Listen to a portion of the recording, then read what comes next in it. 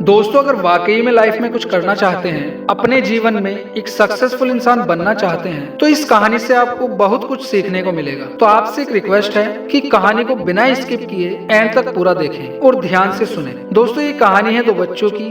उसमें से एक 10 साल का और एक 6 साल का था। दोनों बहुत अच्छे फ्रेंड थे। वह दोनों एक साथ ही खेलते थे और एक साथ ही खाते पीते थे।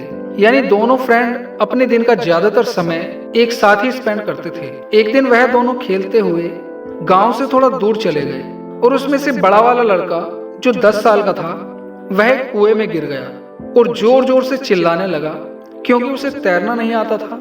अब छोटे वाले बच्चे ने अपने आसपास में देखा तो उसको वहां कोई भी नहीं दिखा जो उसकी मदद कर सके। फिर उसकी नजर कुएं पर रखी बाल्टी पर पड़ी जिसमें रस्सी बंधी हुई थी।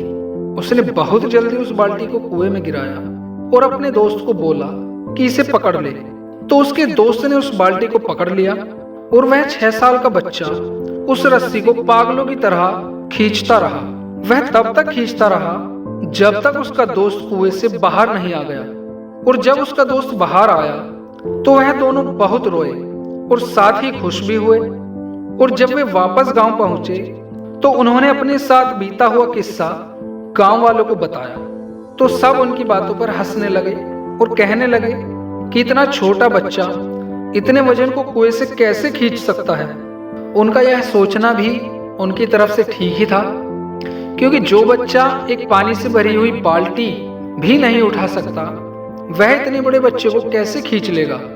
लेकिन उन लोगों में एक बुद्धिमान व्यक्ति उन लोगों की बातें सुन रहा था और उसने उनकी बातों पर यकीन भी कर लिया था।